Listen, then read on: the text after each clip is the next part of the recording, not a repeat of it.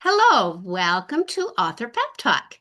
I am so excited to welcome my friend this morning, Mel Rosenberg. He is a professor, a scientist, an inventor, a musician, and the host of the New Book Network podcast. And now I can say, published children's book author. I'm so excited. We will hear a little bit more about his new book, Emily Saw a Door, in just a bit. Welcome, Mel. Thank you, Cindy. It's wonderful to be here. I should add that I'm the host of the Children's Literature channel of the Oh, New Books Network. No, it's okay. There's hundreds of different channels of all different kinds of genres of books. perfect. Um, Okay, so I'm just in mostly picture books. great. I love listening to it, and I've been honored to be a part of it a couple of times. You've been on it twice, and it's always a pleasure. Yeah, well, you learn so much listening to other authors and their experiences, and to me, that's the best way because I remember those stories, right? Instead of just reading, do this or do that, hearing the stories straight from the horse's mouth, as they say, really helps me to.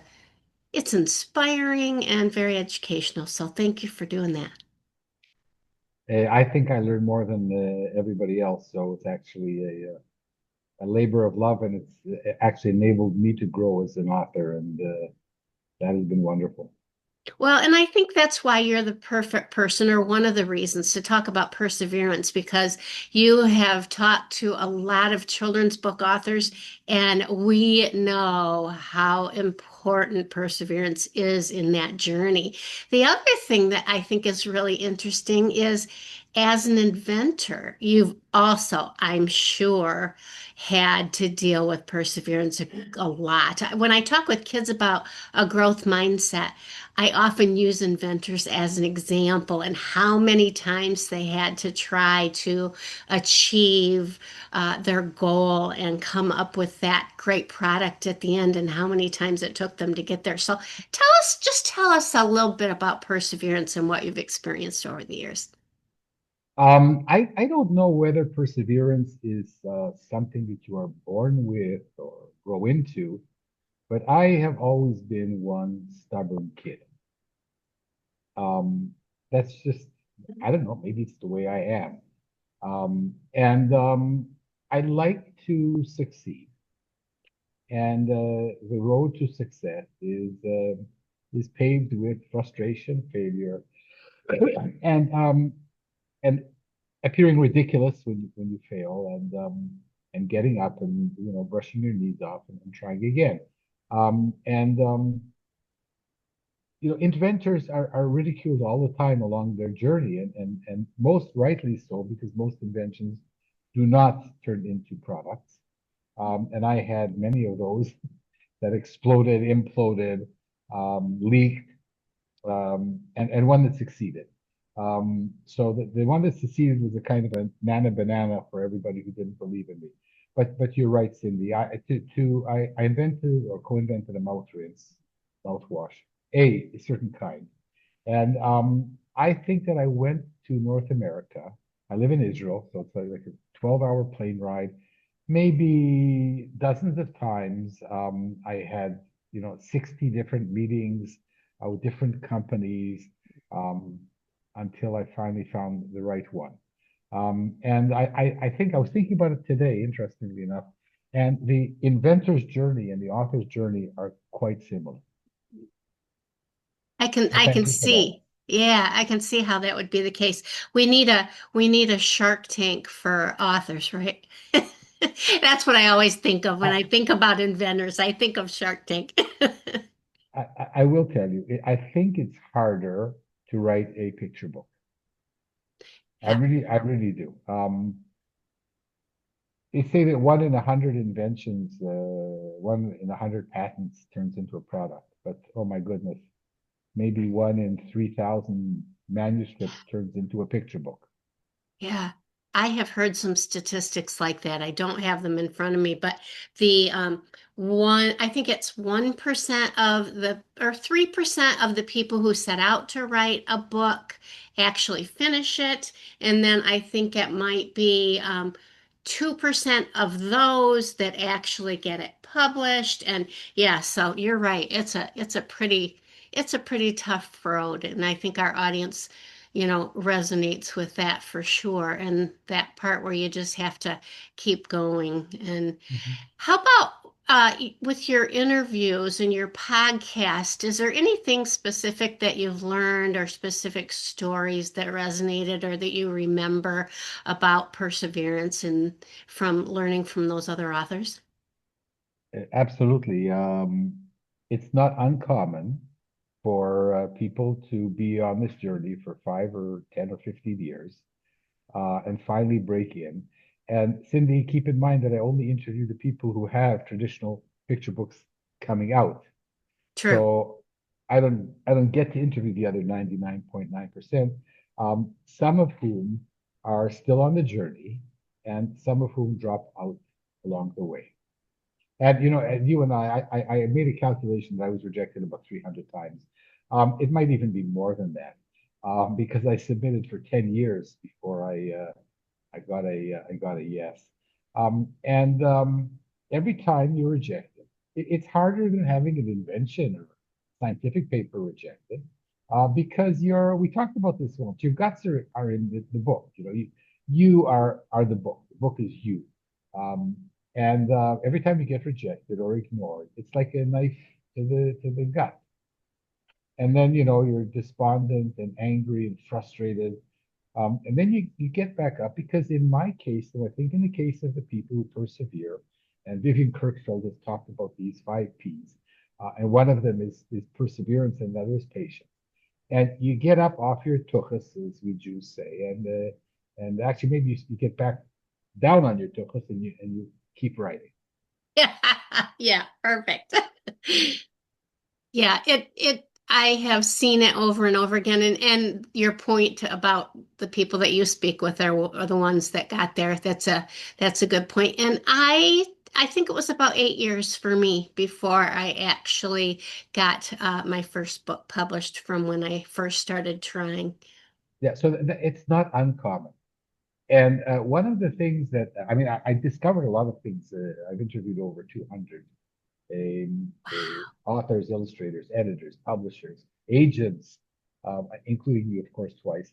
And I learned a lot. And if you don't persevere, then you're going to drop off because there's absolutely no examples of somebody who woke up in the morning and said, "I'm going to be a children's author," sent off a manuscript, and the next day it was purchased. These things don't happen.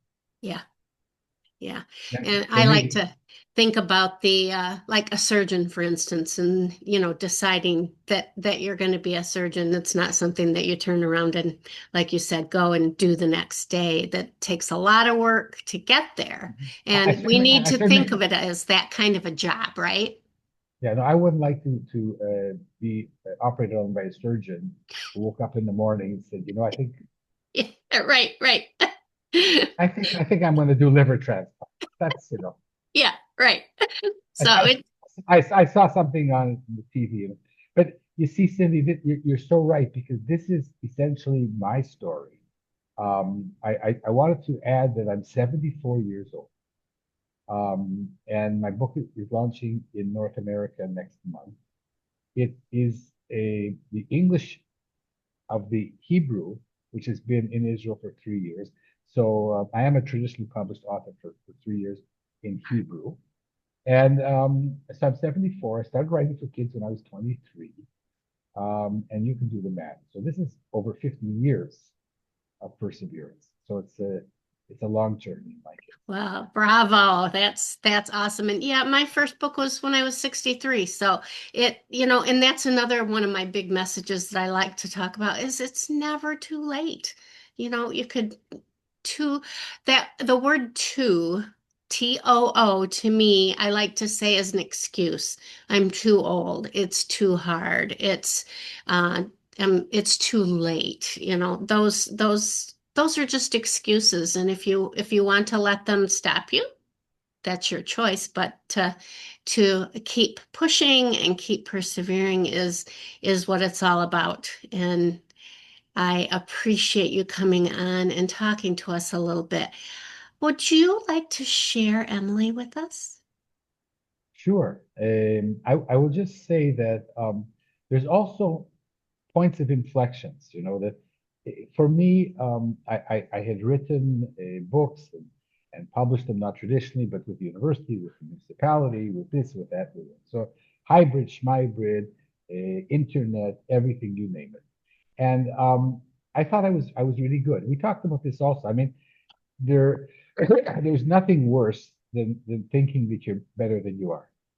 Yeah, right. Because then when you get rejected or you get some comments, and I once hired somebody to look for stuff and said, no, this can be a lot better. And I said, what do you know? Yeah, Um, right. and only 10 years or 11 years ago, when I went to an SCBW meeting in New York, and I saw all these authors that were much better than me. And that's when I realized this was my wake-up call, that there is a journey, and it's a difficult journey, but it's different than being a surgeon, you see, because if you want to be a surgeon, you go to university, you study medicine, and then you specialize, yada, yada, yada. The journey for us authors is there. And people have spoken about it, but it's not a university necessarily. It's like you talked about, it's courses and critique buddies and what have you. And I embarked on that journey. And that journey led me to have my first book. And now, so let's have a look at it. First of all, All we'll take a right. look at the Hebrew book, which goes from like right to left. This is Emily Saw a Door in Hebrew, And it's and orange. Oh, it's orange, and I was quite Talmai, excuse me, a very, very wonderful Israeli publisher. And luckily enough, I was able to persuade Liza Fleissig to take a look at the PDF, which I had rendered in English, because the truth is the book was written in English. Um, and after it came out in Hebrew, with the pictures. So the book came out in Hebrew. It went through all kinds of iterations, and then it wasn't exactly the same as the English version. So then I had to bring the English version, the original English version, into line with the illustrations and the way it was uh, rendered in the Hebrew book. And then together with Orit Magia, the fantastic illustrator, we made a PDF version in English. And I persuaded Liza Fleissig, wonderful agent, to have a look at it. She told me later that she didn't mean to like it because their default is to look at it and reject. And lucky for me, she loved the story and she loved the illustration, and she proceeded to sell it in one day to Annie wow. Shelley from Random House Studio. And at Random House Studio, they've turned it into this magnificent blue book. I got a chance to read it and I absolutely love it. But I have to point out that little journey from the Hebrew publication to the English publication, more perseverance in there, right? It didn't just happen. You had to push to make that happen. And a lot of times we think that, oh, I have a book published, I'm set now. I'm gonna have this great career. And it just doesn't always work out that way. So please share What do you want me to share, Cindy? the book. The book. I only show some of Orit's magnificent artwork. Well, Emily goes from door to door, seeking to be allowed in. This is, the first time I'm sharing Oh, that's fun. my book. My book. I'm used to other people's Fun. books. Yay.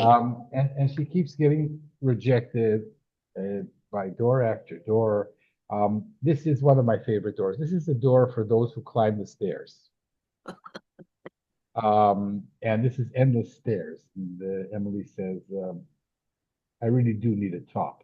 So at some stage, she's not just a punching bag. She has a mind of her own.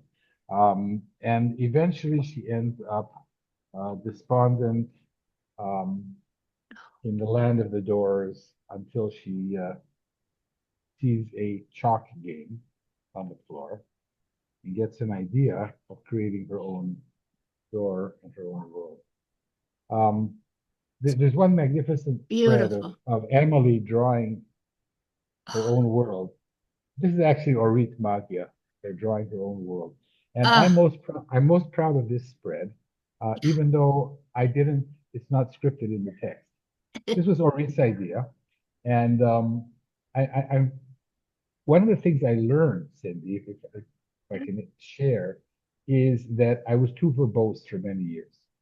As an author, I want to be an author, and my book has to have a lot of words. You have to notice the words. Everybody looks at the pictures. No, but I'm the author. I wrote the story. Look at my words. This is a big mistake. yeah. They say that a book should have less than 500 words, picture. And authors bridle at this. What? My book is 600 words long. My book is 630. And I say, oh, no, no, no. Try and write a book that's 200 words long, 300. The shorter it is, the better chance you have. I know I'm preaching to the choir here when I'm talking to you, but No, but our audience, they need to hear this. I'm trying now to write stories in 300 words. Yeah. And to leave so much space for the illustrator, should I be so lucky as to sell more books? Actually, I have sold two in the past year. One in Hebrew, one in English. Cannot Yay. talk about them, they haven't been announced. But to leave so much space for the illustrator that the illustrator falls in love with the text and turns it into her book, or his or their.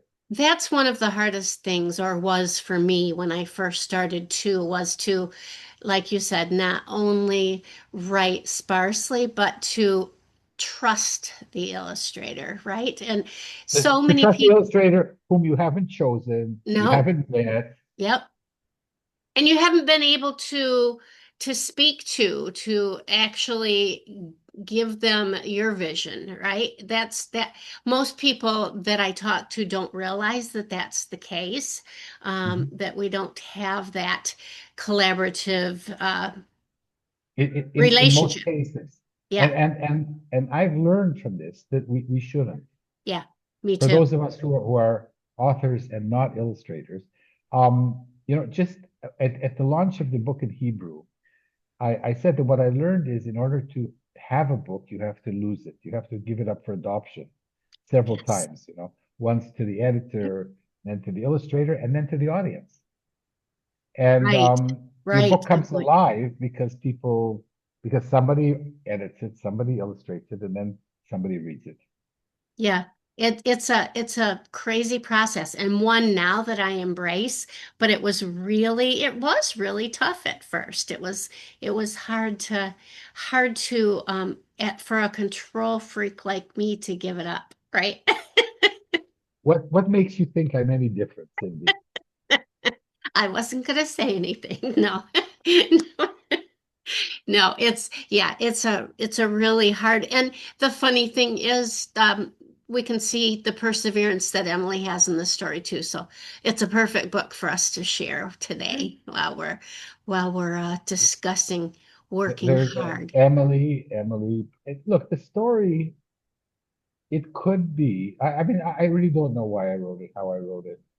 I wish I knew because then I could write more of those kind. Yeah. Uh, um, and but she goes through the same process, she like we are as authors, we're looking for ourselves, we're looking for our deal, we're looking for our break, we're looking to find an agent, a publisher, a good story, mentors, good critique partners, etc., etc.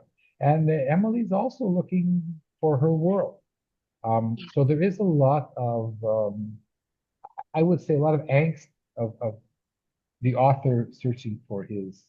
And at the end of the day, the odd thing, the ironic thing is Emily not only opens her door and creates her door in the end, but she also opened mine.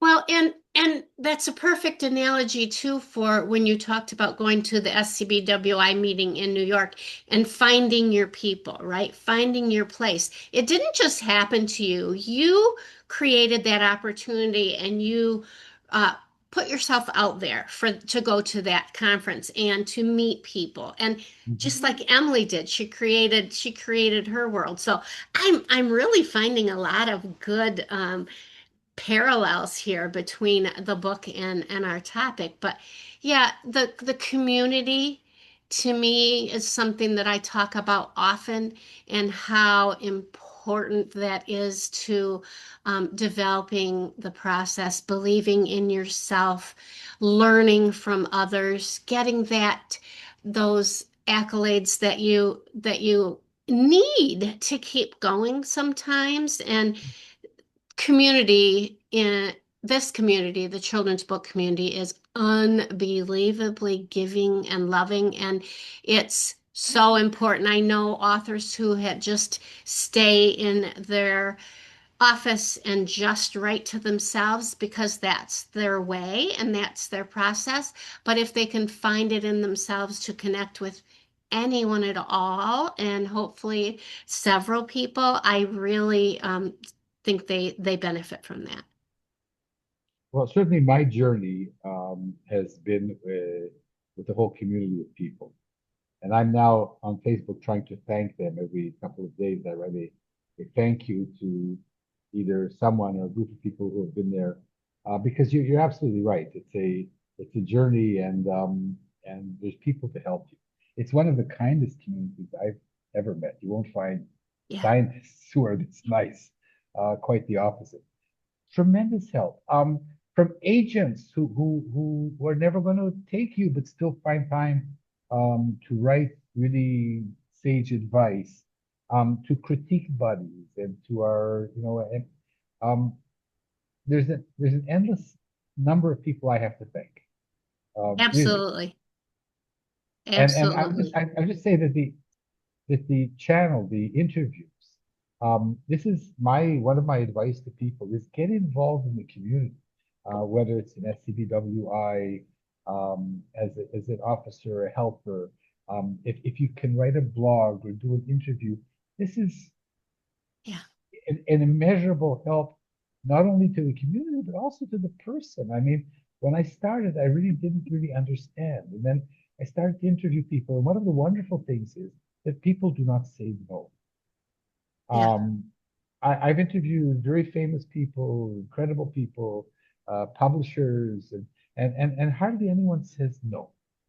yeah. And it's so wonderful, and you prepare yourself, and you ask questions, you get answers, and then you go back over the video and say, oh my goodness, I have to read this again. I really learned from these interviews, I think more even than the public. And also, Jewish people believe in tikkun, that we should do something good for the world. And I spent most of my life being an obnoxious professor, That talking all the time. And this is my way to try and teach myself to shut up and listen to wiser people talk about their experience. Oh boy, you just hit the nail on the head for me. I'm trying really hard to be better at that. But yes, I agree. One of the things that I told myself when during that 8-year period that I was striving was that if I ever became a published author, I was going to give back in some way because there were so many people along the way that helped me. And so this channel has been kind of my way of doing that to help to encourage other folks who are maybe just getting started, maybe not, but all along the way we need those boosts, right, from other people. So it's wonderful. So absolutely, anybody really can ask me anything. I try and answer people as best I can. I made so many mistakes along the way, and of course, I want to dissuade other people from making the same mistakes. They're bound to make some of the same mistakes Sure. because I mean, I was in a non-listening position for many years. When people would give me good advice, I wouldn't listen. Um, but yeah, I think that this is a wonderful, a wonderful community of people. We want to help each other. Basically what I want is I want to walk into a library and see really good children's books. Yeah. There's nothing more exciting to me. I think that's why we are where we are. Well, thank you so much. I really appreciate you talking to us today. We got some great advice and wisdom from someone who has been right in the trenches. And congratulations on Emily and your unannounced exciting news. I can't wait to hear it. And you have a wonderful day. Thank you. Well, you can see here in Israel it's nighttime, but you're still celebrating morning. Yes. Uh, Cindy, thanks so much. It's always great to see you. And I had lots of fun being on the opposite end today. I didn't know how it would work for me, but it wasn't so bad after all. You did a great job. I loved it. I loved it. And I will put links down in the show notes to your website and for your book and anything else that you're interested in having down there. Let me know and I'll get that in as well. Basically, just to let people know that they can pre-order Emily Sador, and we're having our launch in New York on February 24th. Fun. So maybe a link to the corner bookstore in Upper East Side, Send where we're those going my way and I will certainly add those. Oh, and to the podcast too. for sure, for sure. Have a great night. Bye Thanks, now. Cindy. Thank So you. much fun. Bye-bye. Bye bye.